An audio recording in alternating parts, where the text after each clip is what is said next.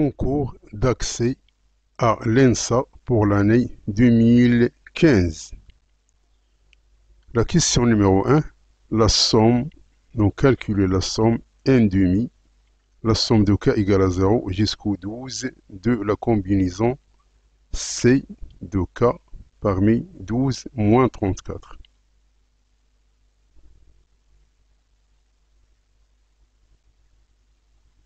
La question numéro 1, calcul de l'expression n demi, facteur de la somme allant de 0 jusqu'au 12 de la combinaison de dk parmi 12 moins 34. Donc on sait que d'après le binôme de Newton, que a plus b à la puissance n est égal à la somme de n égale à 0 jusqu'au n de la combinaison cnp de a à la puissance p qui multiplie b à la puissance n moins p. Donc on va appliquer cette binôme sur cette expression ici. Ils sont les mêmes. Tout simplement, on a a et b est égal à 1. C'est-à-dire cette expression ici est s'écrit de cette façon-là. Donc on a 1 à la puissance k, c'est toujours 1. Et à la puissance 12 moins k, c'est toujours 1. Donc ça, c'est égal à 1 plus 1 à la puissance 12, c'est-à-dire égal à 2 à la puissance 12. Et par suite, cette somme-là, c'est 2 à la puissance 12 sur 2, c'est-à-dire 2 à la puissance 11, moins 34. 2 à la puissance 11, c'est 2048. Moins 34, ça donne 2014. Donc, il faut cocher la réponse C, qui est la réponse juste.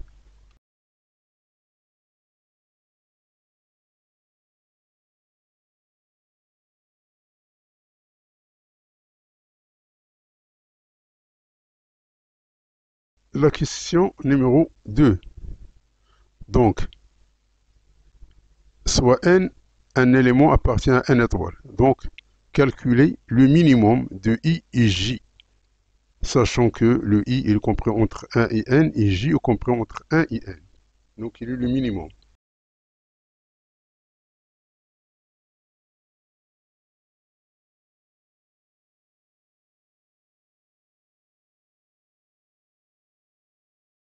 On a cette expression ici. Donc, supposons que le i qui est inférieur ou égal à j, si i est inférieur ou égal à j, alors le minimum de ij, ce n'est rien d'autre que i, car c'est i qui est plus petit. Donc, on aura donc i, il est inférieur ou égal à j, qui est inférieur ou égal à n. Donc, i le minimum ici, on va le remplacer par i. Donc, on a la somme ici de... Donc, le i, elle va varier de 1 vers j. Et j, elle va varier de 1 vers n. Donc, cette écriture ici, ça s'écrit donc la somme de ça. Donc, on a la somme de i égale à 1 jusqu'à j de i. Donc, on va appliquer cette relation ici, celle-là. Donc, est égal à j, facteur de j plus 1 sur 2. Donc, on va sommer j de 1 à n. Donc, j facteur de j plus 1, c'est j au carré plus j. Maintenant, donc on a 1 demi, la somme de j égale à 1 de n de j au carré, plus 1 demi, la somme de j égale à 1 de n de j. Cette expression ici, on va la remplacer par cette écriture ici. Et celle-là, on va la remplacer par cette écriture ici. Donc on va réarranger les termes. On va trouver que cette somme, elle est égale à n facteur de n plus 1 facteur de n plus 2 sur 6. Donc, la valeur trouvée, elle ne figure pas parmi les solutions ici. Il manque un n ici.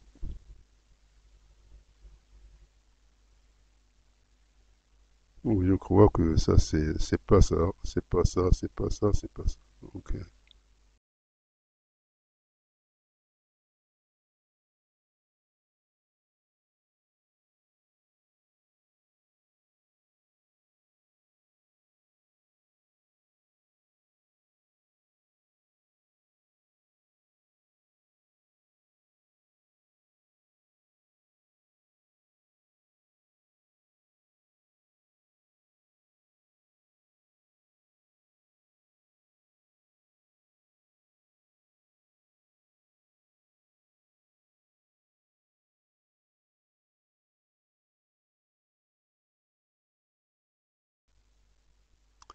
La question numéro 3, soit le réel lambda, qui est égal à cette expression ici. Donc en calculant lambda à la puissance 3, quelle est la valeur de lambda?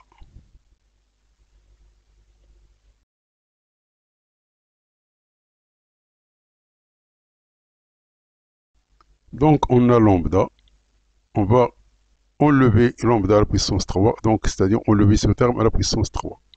Donc on sait ce qu'on appelle les identités remarquables, c'est-à-dire a moins b à la puissance 3, ca à la puissance 3 moins 3a au carré b plus 3ab au carré moins b à la puissance 3.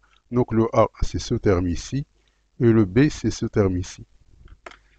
Donc, après calcul, donc ça c'est facile, donc c'est un calcul tout simplement, on va remplacer le a par cette expression ici, et le b par cette expression ici. Donc, on va trouver que lambda à la puissance 3, ce n'est rien d'autre que, on va trouver lambda à la puissance 3 est égal à 6 moins 5 lambda.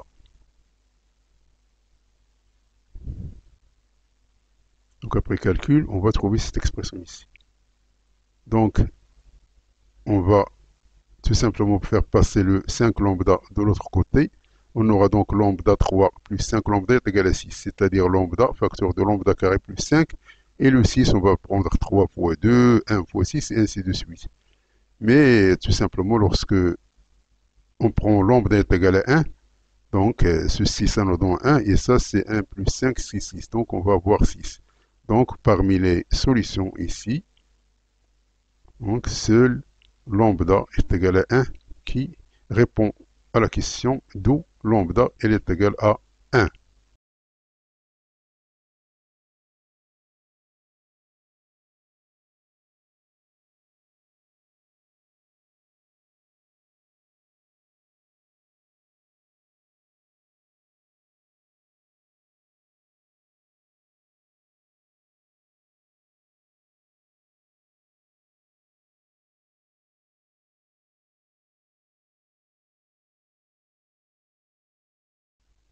Donc il faut cocher la réponse D. La question numéro 4. Calculer limite quand n tend vers plus infini de sinus de n sur 3, le tout à la puissance n.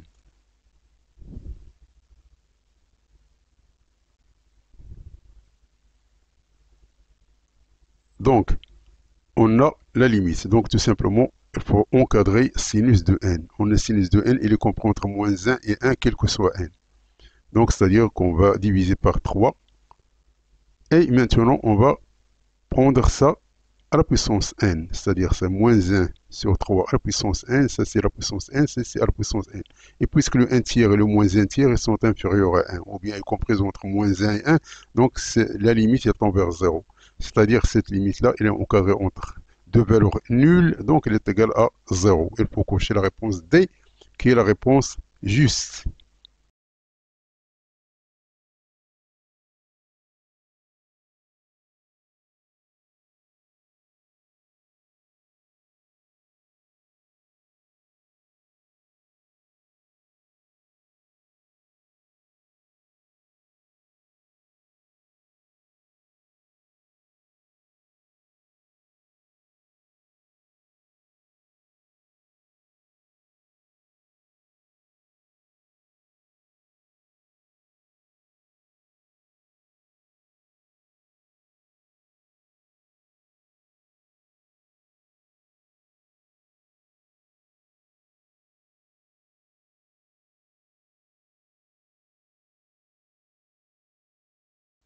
La question numéro 5.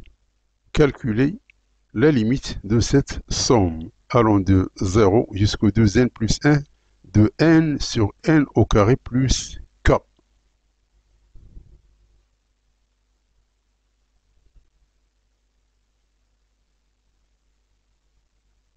Donc, on a k, elle varie entre 0 et 2n plus 1. Donc, on va ajouter n au carré. Donc, k plus n au carré, elle varie entre n au carré plus 0, c'est n au carré. 2n plus 1 plus n au carré. Donc ça, c'est une identité remarquable. Donc k plus n au carré, elle est comprise entre n au carré et 1 plus n au carré. Donc on va faire passer k plus n au carré au dénominateur, c'est-à-dire qu'on va inverser l'écriture. Donc ça, il devient 1 sur 1 plus 1. Donc ça, il devient 1 sur 1 plus n au carré, inférieur ou égal à 1 sur k plus n au carré, inférieur ou égal à 1 sur n au carré. Donc maintenant, on passe à la sommation. Donc la somme de cette partie-là est égale à la somme de cette partie-là avec la somme de cette partie-là après multiplication par n. Donc n, c'est un terme qui est constant. Donc le n, ici, il est constant, donc on va le sortir, il reste la somme de 1. Ça, c'est l'expression ici.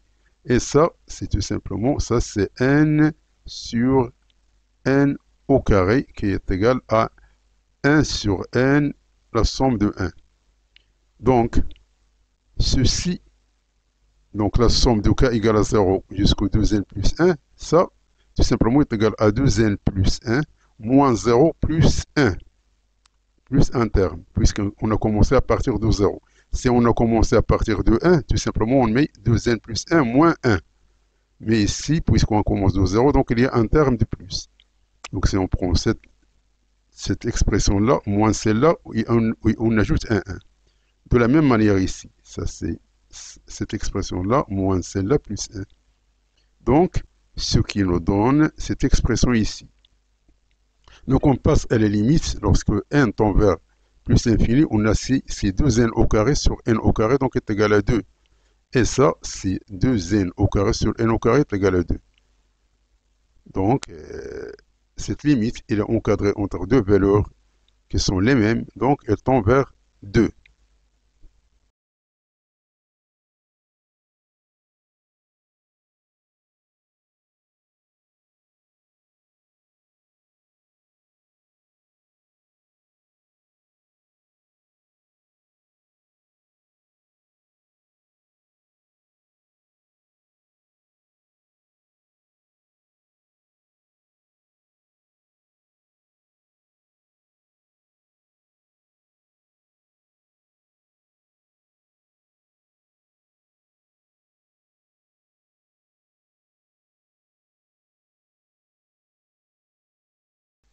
La question numéro 6, calculer limite quand x tend vers 0 de e à la puissance 10x moins e à la puissance 7x sur x.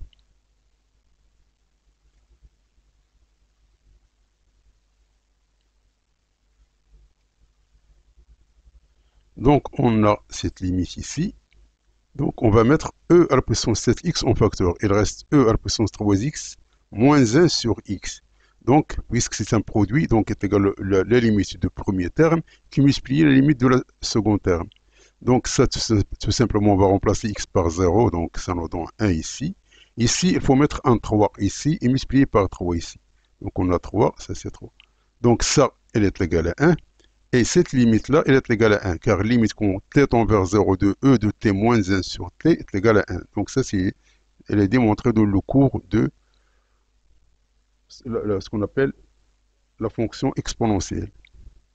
Donc d'où cette limite-là, elle est égale à 3, qui multiplie 1, qui multiplie 1. Donc est égal à 3. Donc il faut cocher la réponse C, qui est la réponse juste.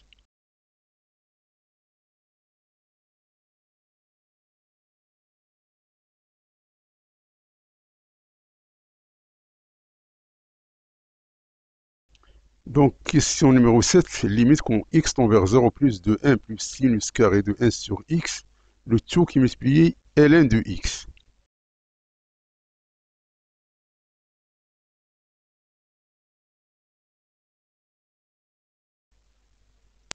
Donc, ça c'est une limite trigonométrique.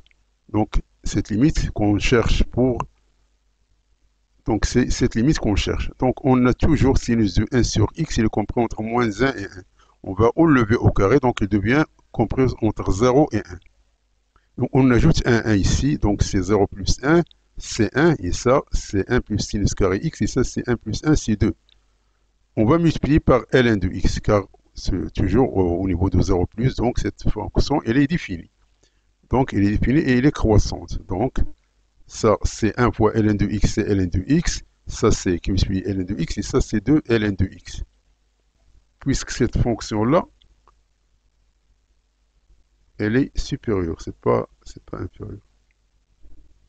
Puisque cette expression-là, elle est supérieure ici à cette expression ici. Et celle-là, elle tend vers moins l'infini. Donc, celle-là, elle tend vers moins l'infini. Donc, d'où il faut cocher la réponse C, qui est la réponse juste.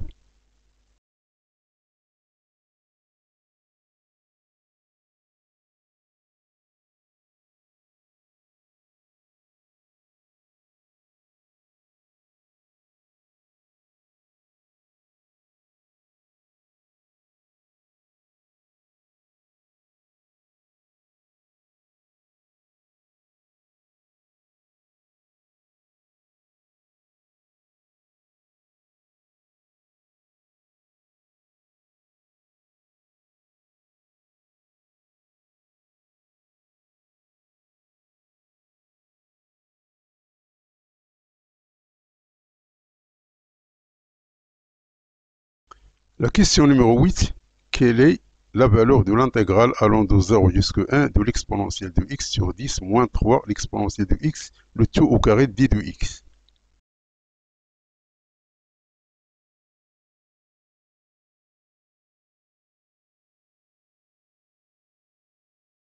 Donc, on veut calculer cette expression ici. Donc, on va poser 10 moins 3 l'exponentielle de x est égal à u. Donc, d de u, ce n'est rien d'autre que moins 3 l'exponentielle de x, d de x. C'est-à-dire que ex fois d de x, elle est égale à d de u sur moins 3. Donc, maintenant, on change les bornes ici. Si x égale à 0, alors u est égal à 10 moins 3. L'exponentielle de 0, c'est 1. Donc, 10 moins 3, c'est 7.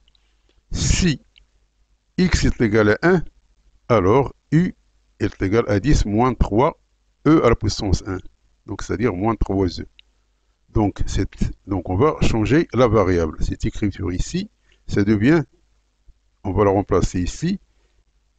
On va la remplacer, cette expression-là, par moins 1 tiers. Ça, ce sont les bornes. Ça, c'est d de u sur u au carré. Donc, ceci, elle est égale à, donc différentiel de,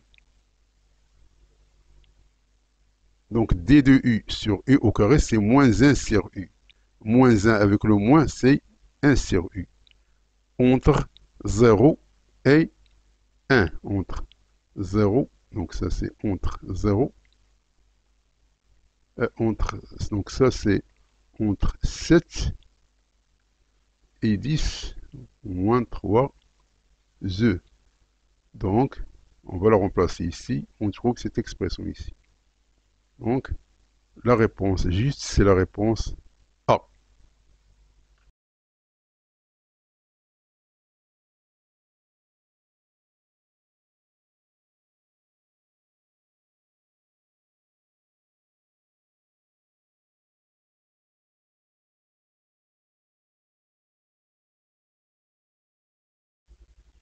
La question numéro 9, calculer l'intégrale allant de 1 vers e de ln de x sur x le tout au carré d de x.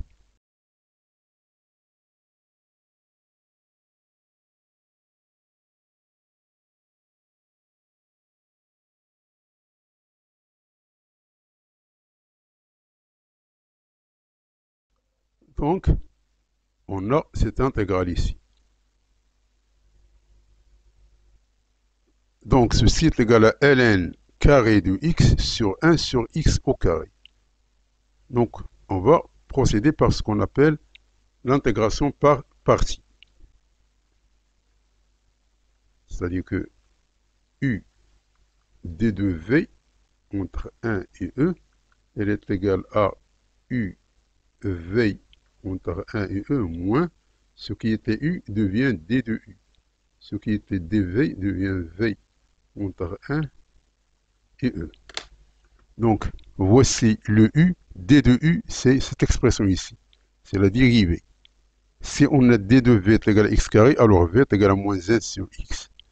Donc cette intégrale ici, donc on va prendre uv entre 1 et e,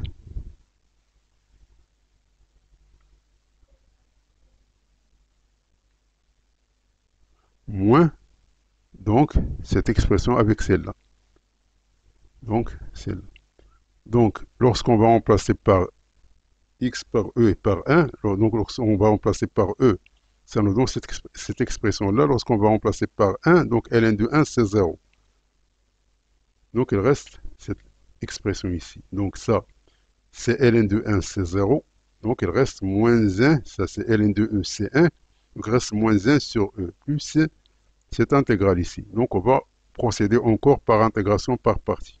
Donc on va poser u est égal à ln de x, donc d de u c'est d de x sur x, et dv c'est d de x sur x carré, c'est-à-dire que v est égal à moins 1 sur x. Donc de la même manière, on va trouver que cette intégrale ici, elle est égale à moins ln de x sur x, c'est-à-dire uv entre 1 et e, et moins avec moins, c'est plus ici, cette expression-là. Donc, ceci, ça nous donne moins ln de e sur e, moins, c'est-à-dire plus ln de 1 sur 1. Ça, c'est moins 1 sur x compris entre 1 et e. Donc ça nous donne moins 1 sur e. Et ça nous donne moins 1 sur e moins 1. C'est-à-dire que ceci nous donne moins 2 sur e plus 1. Donc, finalement, donc, cette intégrale, elle est égale à cette partie-là, c'est-à-dire cette valeur-là, plus cette valeur-là. Donc, est égale à moins 5 sur e plus 2. Donc, il faut cocher la réponse D, qui est la réponse juste.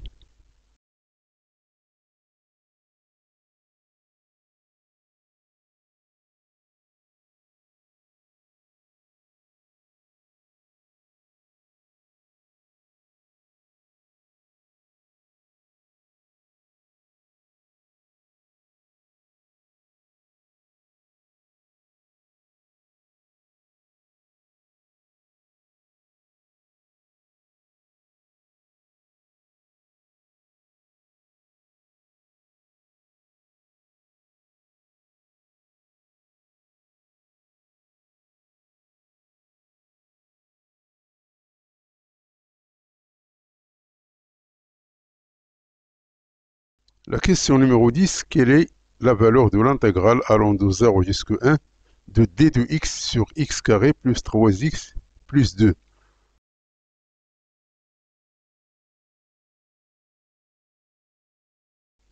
Donc, tout d'abord, il faut chercher les racines de x carré plus 3x plus 2.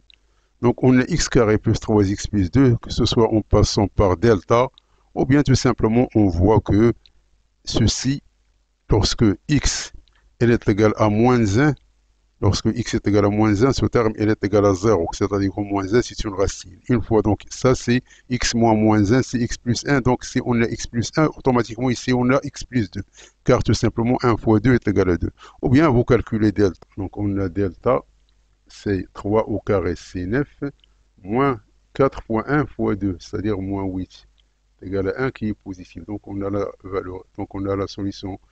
La première solution, si x1 est égal à moins 3, moins racine de delta moins 1 sur 2a, c'est-à-dire sur 2. Ça nous donne moins 2. Et l'autre, c'est moins 3 plus 1 sur 2, ça nous donne moins 1. Donc, c'est-à-dire est égal à x moins x1, facteur de x moins x2, puisqu'ici, il y a un 1. Donc, cette expression ici se traduit par cette expression ici. Donc, ça, pour calculer ces termes-là, tout simplement, on met 1 sur x plus 1 facteur de x plus 2, elle est égale à a sur x plus 1 plus 1b sur x plus 2. Donc, il faut réduire au même dénominateur, c'est-à-dire on a a facteur de x plus 2 plus b facteur de x plus 1 sur x plus 1 x plus 2. Donc, on a même dénominateur, tout simplement, il faut comparer le numérateur. Donc, on a ici a plus b à la puissance x, Ici, on a 2A plus B. Plus 2A plus B, elle est égale à 1 ici. Donc, c'est-à-dire, lorsqu'on dit 1, c'est 1 plus 0x. Il n'y a pas d'x, c'est-à-dire que A plus B est égal à 0 et que 2A plus B, elle est égale à 1. Donc, on tire, donc ça c'est 2A plus B est égal à 1. Donc ici, on tire le B. Donc, ou bien on va prendre cette valeur-là moins cette valeur-là, c'est-à-dire c'est A moins 2A, c'est moins A, est égal à 0 moins 1. Donc, on se débarrasse de B. C'est-à-dire que moins A est égal à moins 1. C'est-à-dire que A, elle est égale à 1.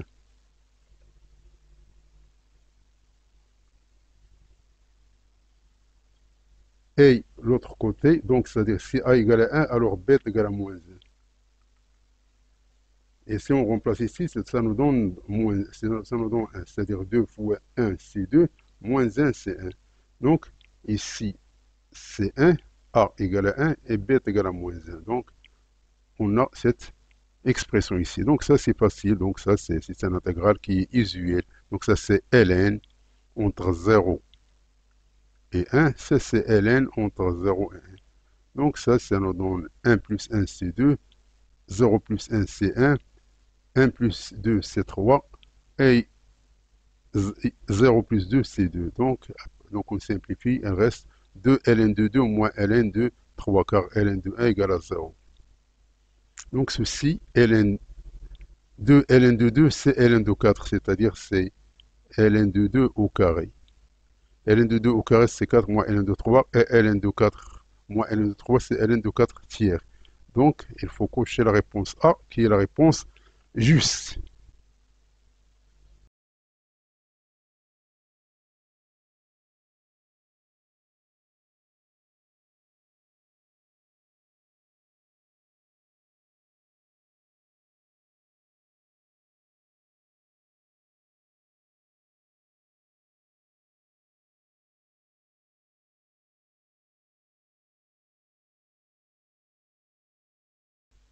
Le problème 1. On considère plusieurs urnes de boules U1, U2 jusqu'au UN, telles que la première urne U1 contient 3 boules jaunes et 2 boules vertes, et chacune des autres urnes contient 2 boules jaunes et 2 boules vertes. On réalise des tirages successifs de la manière suivante. On tire au hasard une boule de U1, on place la boule tirée de U1 dans U2, puis on tire une boule dans U2. On place la boule tirée de U2 dans U3, puis on tire une boule dans U3 et ainsi de suite. Donc pour tout entier n supérieur ou égal à 1, on note En, l'événement, la boule tirée de Un, elle est verte. Et P de n, c'est P de E d'indice n, sa probabilité. Donc quelle est la valeur de P1? Donc P1, c'est tirer une boule verte de l'urne U1.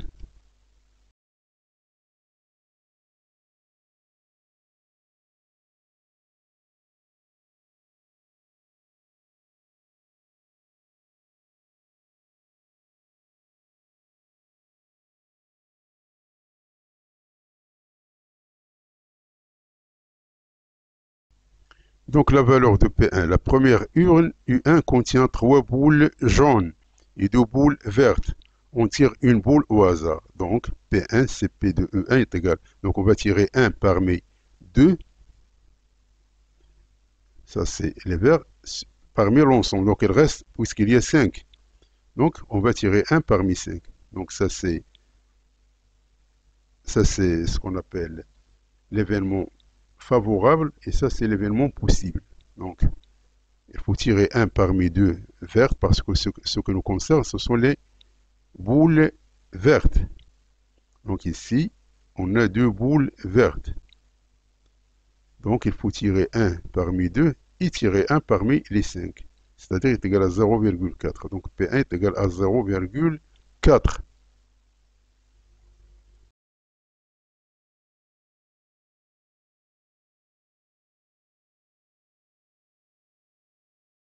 Donc la question numéro 12. Sachant qu'on a tiré une boule verte de U1 et qu'on l'a placé dans U2, la probabilité de tirer une boule verte de U2. Donc ça, c'est ce qu'on appelle la probabilité conditionnelle. Donc à condition qu'on a tiré une boule verte de U1 et qu'on a placé dans U2, quelle est la probabilité pour tirer une boule verte de U2?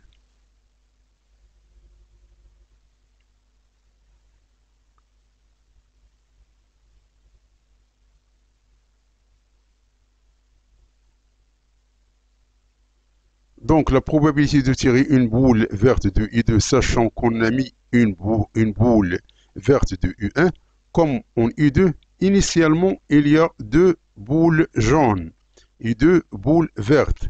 Donc on y ajoute une boule verte, ça devient deux boules jaunes, ça ne change pas, mais les boules vertes, au lieu de deux, il devient trois.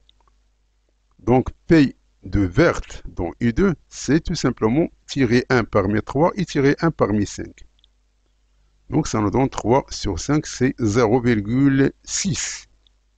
Donc il faut cocher la réponse A, qui est la réponse juste.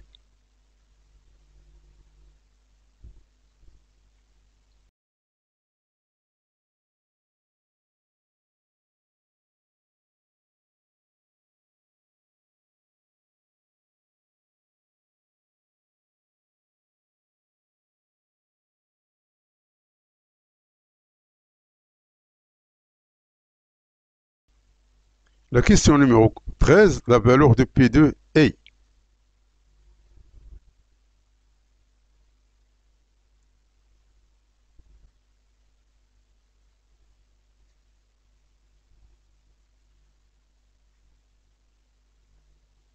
Donc valeur de P2. On applique la loi totale des probabilités. Si on a tiré une boule verte de U1, donc la probabilité P1, on a trouvé qu'elle est égale à 0,4. Alors que U2 contient 3 boules vertes sur 5. Donc la probabilité 1, c'est 0,6. Donc si on a tiré, au lieu de tirer une boule verte, si on a tiré une boule jaune de U1.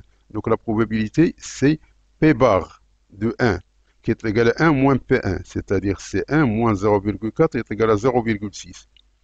Alors U2 reste avec 2 vertes sur 5. Donc sa probabilité, c'est 0,4. Donc c'est tout simplement, donc P2, c'est P1. C'est cette partie-là, c'est P1 fois cette proba de 1, plus cette probabilité ici, qui multiplie cette probabilité ici. Donc ça nous donne 0,48.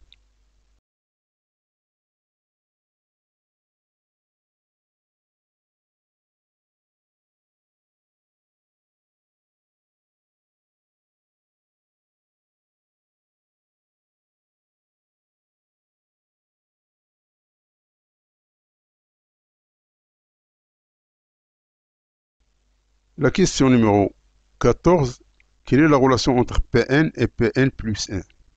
C'est-à-dire si la probabilité c'est Cn égale à 1, l'autre est égal à 2. Si elle est égale à 2, l'autre est égal à 3, et ainsi de suite. Donc, quelle est la relation de récurrence qui relie P de n avec Pn plus 1?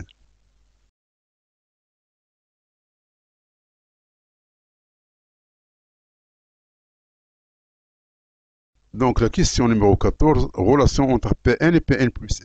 À chaque étape, on ajoute la boule tirée de Un dans Un plus 1. Et par suite, la composition de l'urne change légèrement. C'est-à-dire que, par exemple, si on prend U1 avec U2, donc si on prend une boule de U1 et qu'on la met dans U2, donc on change légèrement le nombre des boules dans U2. Donc la formule de récurrence se déduit comme suite. Donc ça, c'est la probabilité de P1, c'est-à-dire de la première urne. Ça, c'est P1 de cinquième. Plus le 1 cinquième de Pn. Donc, puisqu'on a ici, c'est le deuxième. Donc le premier, c'est l'urne, c'est le premier urne. Et les autres urnes, donc la probabilité Pn plus 1, c'est P1 plus 1 cinquième de Pn. C'est-à-dire que 5, puisqu'on a même dénominateur, c'est-à-dire que 5Pn plus 1 est égal à 2 plus P de n. Donc voici la relation de récurrence qui relie la probabilité de l'urne où on a mis la boule tirée de l'urne précédente. C'est-à-dire, ça c'est, par exemple, ça c'est la première urne, donc le deuxième urne, et là, cette probabilité ici. Donc ça est égal à 1 cinquième. Donc, il faut calculer P de 2, et ainsi de suite. Donc on vérifie qu'il vérifie les calculs ici.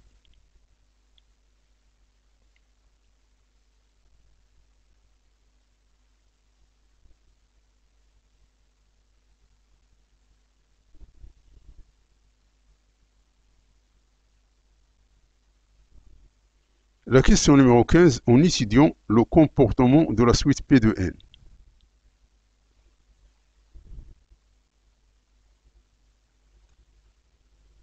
Peut-on confirmer qu'après un grand nombre de tirages, on a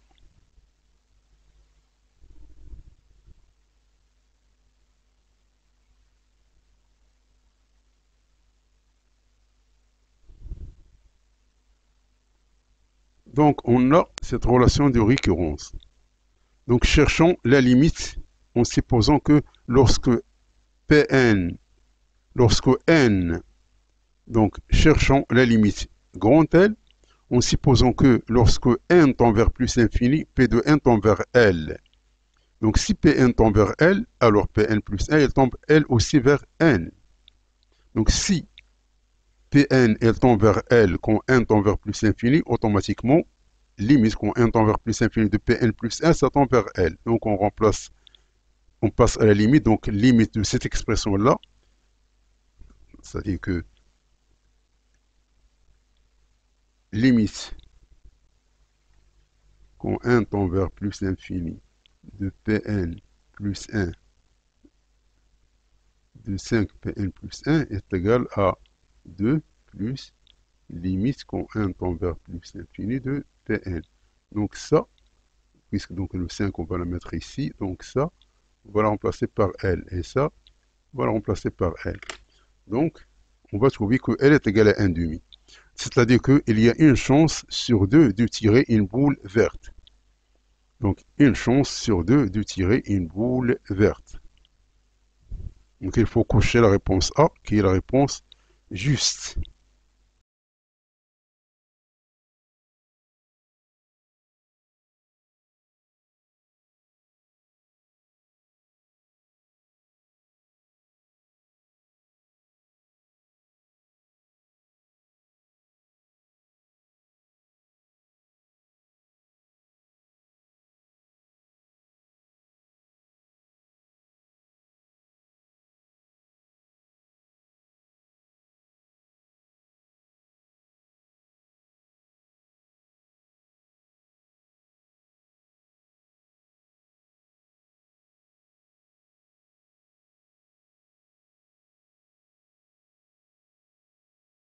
La question numéro 16, donc, dans le problème 2.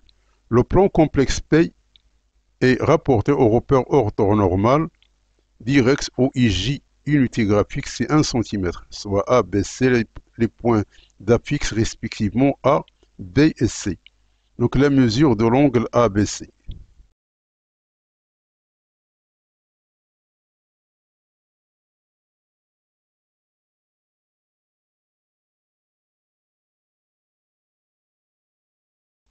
Donc on a les données, on a A, on a B, on a C. Donc tout simplement il faut calculer les vecteurs BA et BC.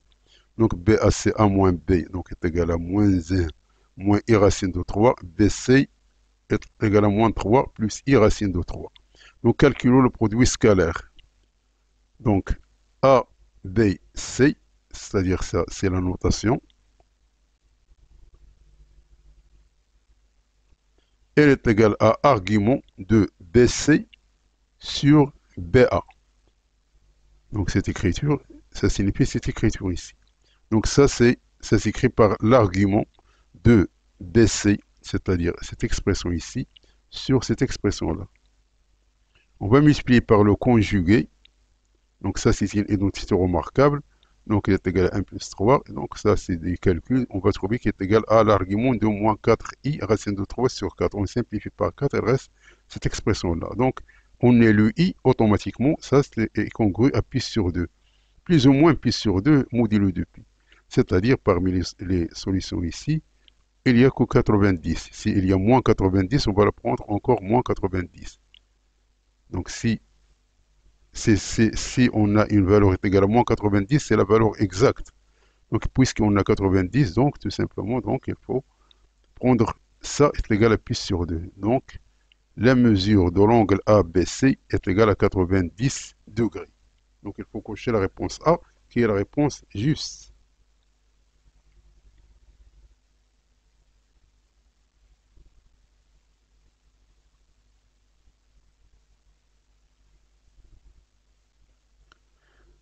Donc, la fixe W du centre oméga du cercle circonscrit au triangle ABCE. Donc, on a le triangle et les rectangles en B. Et donc, oméga, ce n'est rien d'autre que le centre de l'hypoténuse, c'est-à-dire de BC, c'est-à-dire de AC. Donc, on a ici le triangle et les rectangles. Donc, et les rectangles en B, on a A, on a C, donc oméga et B ici. Donc ça, c'est le centre. Donc ça, c'est cette partie-là, elle est égale à cette partie-là, elle est égale à cette partie-là. Donc ça, ce sont ce qu'on appelle les relations paramétriques. Ça, c'est ce qu'on appelle les relations dans un triangle rectangle. Donc, la fixe du centre oméga du cercle circonscrit A au triangle ABC. Le centre du cercle circonscrit d'un triangle dont les sommets sont connus peut être calculé comme l'intersection des médiatrices. Donc, mais ça, on laisse tomber. Ou bien, utiliser la méthode analytique ou géométrique pour trouver que le point W, qui est la fixe de oméga. Comme le triangle et les rectangles en B, donc le centre du cercle est le milieu du segment AC. Donc Z oméga, ce n'est rien d'autre que ZA plus Z6 sur 2. Donc on a ZA, on a ZC, on a ZA et on a ZC. On va la diviser par 2. C'est-à-dire ça plus ça divisé par 2, elle reste 1 plus I racine de 3.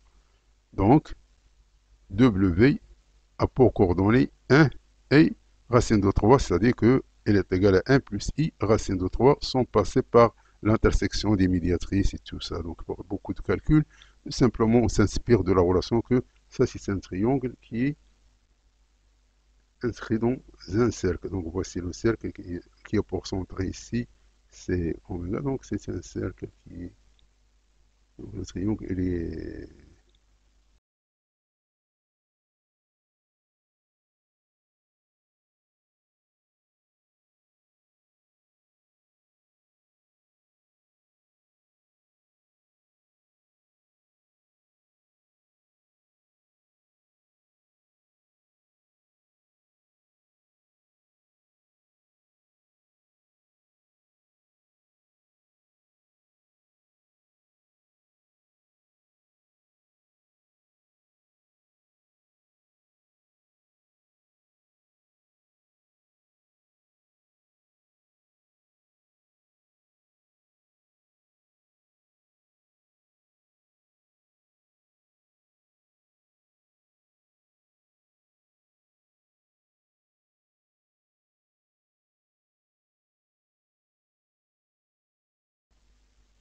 La question numéro 18, on note A d'indice n, le point d'affixe Z d'indice n, où Zn est la suite d'un nombre complexe de premiers termes Z0 et par la formule de récurrence ici.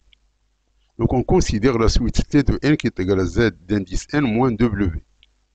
Donc en faisant remarquer que oméga est solution de l'équation ici. Donc, quelle est la suite Tn? Quelle relation est vérifiée parmi les solutions proposées ici? C'est-à-dire l'expression de Tn plus 1.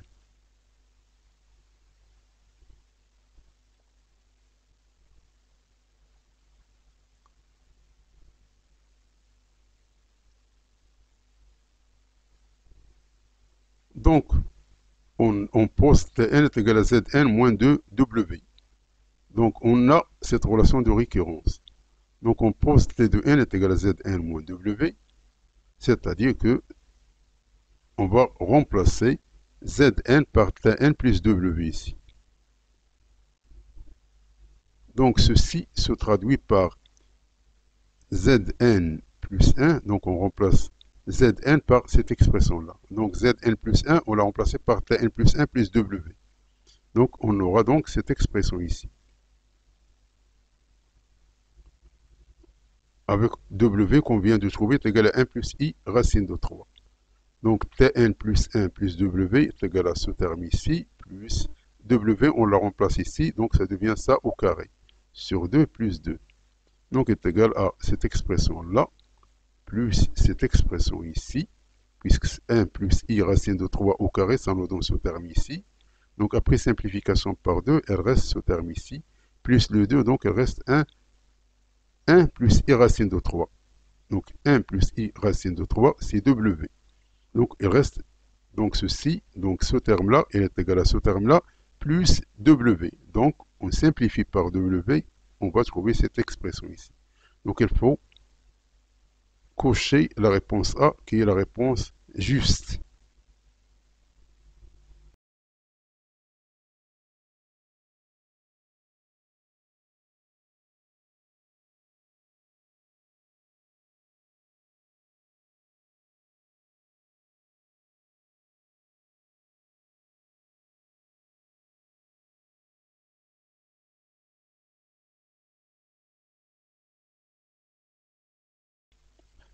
« 19. On déduire que pour tout entier naturel n, on a an plus 6 est égal à une expression parmi les 4 propositions ici. Donc sachant que A, c'est le point d'affixe Zn.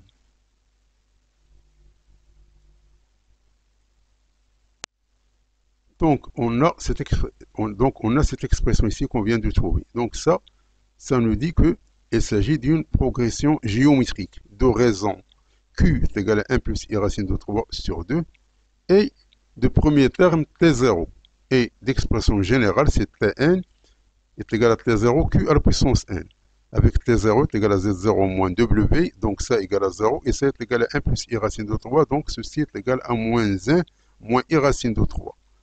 Et Q, elle est égale à 1 plus I racine de 3 sur 2, c'est rien d'autre que l'exponentielle de I pi sur 3. Donc T de n est égal à cette expression ici. Donc, on a Tn plus 6. Donc, si on prend n, on ajoute un 6. Donc, on ajoute un 6 ici. Donc, ceci, elle est égale à cette expression ici.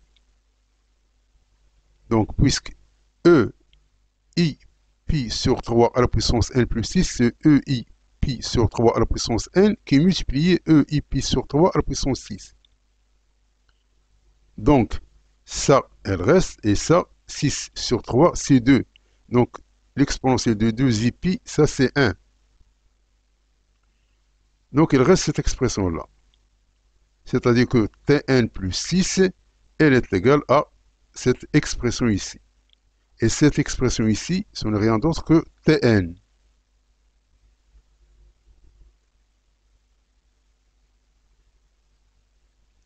Donc, Tn plus 6, elle est égale à Tn.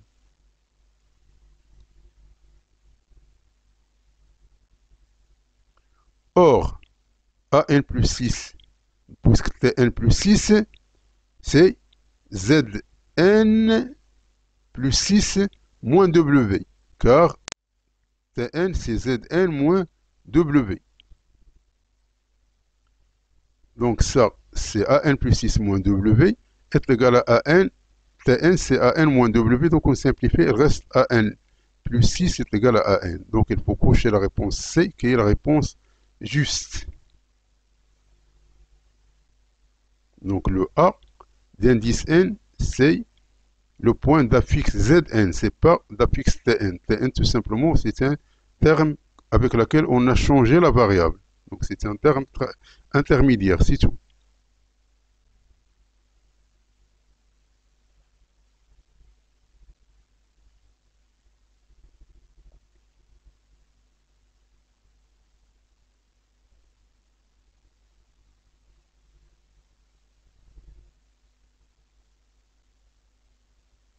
La question numéro 20.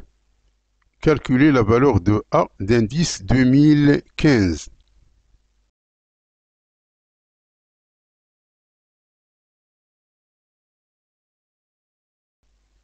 Donc, on a cette expression ici. Donc, AN plus 6 est égal à A d'indice N. Donc, puisqu'on ajoute un terme et qu'on trouve la même valeur ici, c'est-à-dire AN plus 6, c'est comme on écrit f de x plus t est égal à f de x. Lorsqu'on écrit f de x plus t est égal à f de x, on dit que la fonction est périodique de période t. Si on écrit f de x plus t et on va trouver qu'il est égal à x, on dit que f périodique